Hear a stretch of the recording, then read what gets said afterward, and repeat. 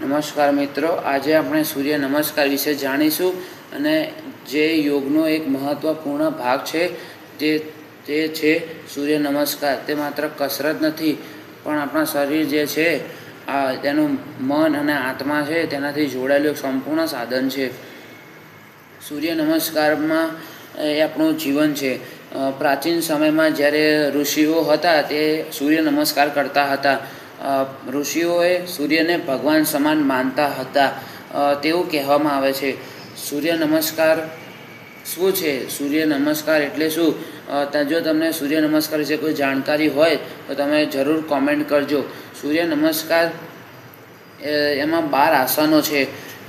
12 આસનોની સાથે સાથે તેનું સંયોજન અને દરેક આસને એક મંત્ર બોલવામાં આવે છે.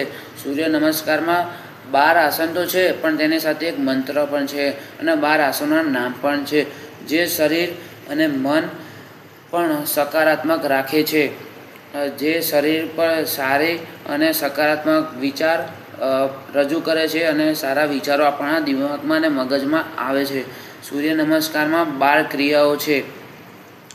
તે 12 ક્રિયામાં સૌથી પહેલું છે પ્રણામાસન. તે બંને હાથ જોડીને કરવામાં આવે છે. તે આગળ આપણે જોઈએ તો બીજું છે ઓમ મિત્રાય નમઃ. તેથી તેમાં તે છે હસ્ત એટલે ઉત્તાસન છે.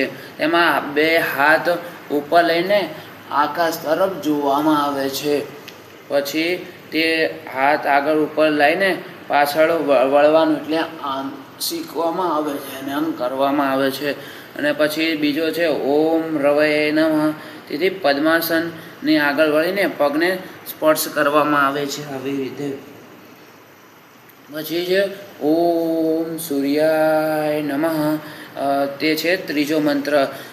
પછી ઓમ અશ્વાસંચન છે. તેમાં એક પગ પાછળ લઈ જવાનું હોય છે અને જે આમ આવવાનું અને પછી આમ જમીનને ટચ કરવાનું અને અડવાનું હોય છે.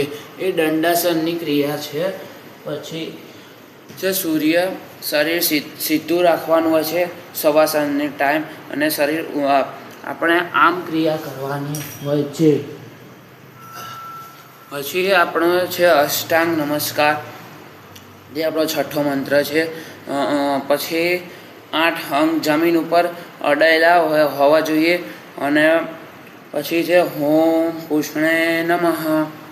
પછી ભુંજાગાસન હોય છે. તેમાં આપણા સાપ જેવી સ્થિતિ આમ રાખવાની હોય છે.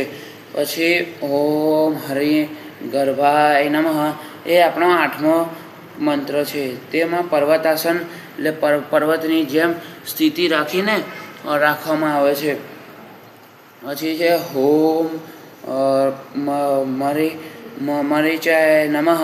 તેમાં અશ્વ એમાં સંચાલનમાં એવું કરવામાં આવે છે.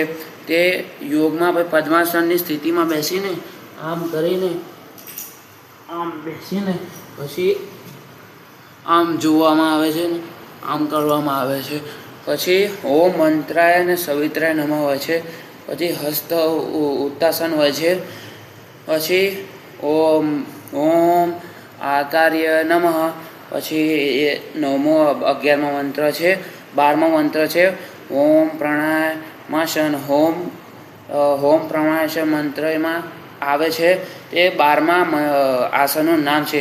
એનો મંત્ર છે ઓમ ભાસ્કરાય નમઃ. પછી 4 મંત્રોનું મહત્ત્વ હોય છે.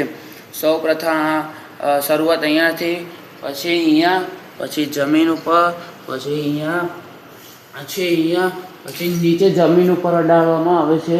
પછી સાપ જેવી સ્થિતિમાં, પછી આમ ઉપર આકાશ તરફ જોવામાં આવે છે.